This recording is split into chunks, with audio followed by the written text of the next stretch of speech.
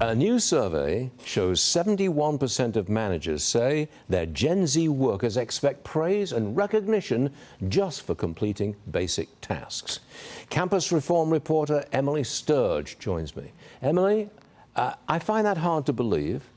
I'm much older than you, and I can't understand this new generation. But you tell me, why do you think young workers need this kind of, validation? Why? Well, let's trace it right back to college campuses where this mentality of mediocrity is being cultivated. Okay, grade inflation. Yale is handing out A's like they're candy. Nearly 80% of grades handed out at Yale are A's. The SAT and the ACT are even lowering their standards as academic ability is declining. So when students can't meet standards in the education system, higher ed just erases them. So it's no wonder why Gen Zers are taking that mentality to the workplace, expecting that same praise. It doesn't help if everybody gets a participation trophy just for showing up. That's part of this as well, isn't it?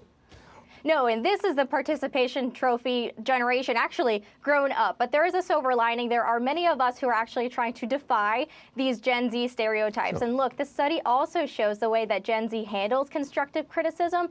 Instead of toughening up and facing it, they're actually opting out. They're quitting. They're resorting to social media. They're complaining about it. They're calling out sick the next day. Look, those are actions taken from college campuses. These are students that can't face differing opinions because they never had to face it on their campus. But I should also point out that almost all older people, older generations, are always critical of the new, young, upstart generation. That's a universal truth, I think. One more for you.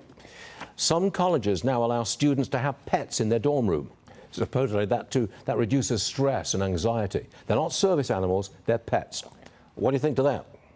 Look, dorms are not designed for animals, but I think we need to treat Gen Zers like adults because they are adults. They can vote, they can join the military, they can own a gun. If they want to adopt a pet, they should be able to. One of the best decisions I ever made in my life was when I was a college student. I adopted a cat named Penny, and Stu, I've joined your show from my college apartment with my cat sitting behind the camera. So for some students, it works if they're responsible, if they can take accountability. It doesn't work for all students. Wait. Are we to believe that the current generation, the Gen Z generation, experiences more stress and anxiety than anybody else in history? Really?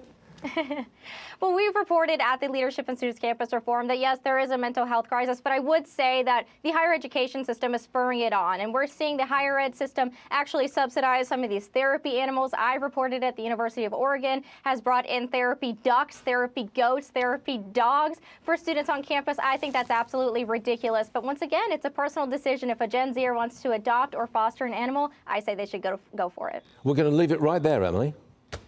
Really, Thanks so we're going to leave it right there. But thanks for being with us this morning. Okay. Would you let your kid, I don't know where to go with this. Look, Pets in the dorm room? My oldest daughter, she's a freshman at Ohio State. She's living in the dorms right now. I would absolutely be opposed to this, not just for her, but for any other student there. Like, I could, it's potentially gross. Yes. I mean, at this age, do you really know how to take care of a pet? Yeah, you're going to do it. What if they're barking at 2 in the morning when you're trying to sleep before a final exam? Like, it doesn't make sense at all. It's nonsense. I think we're together on this one, Mark. Good. Okay. All right. Good.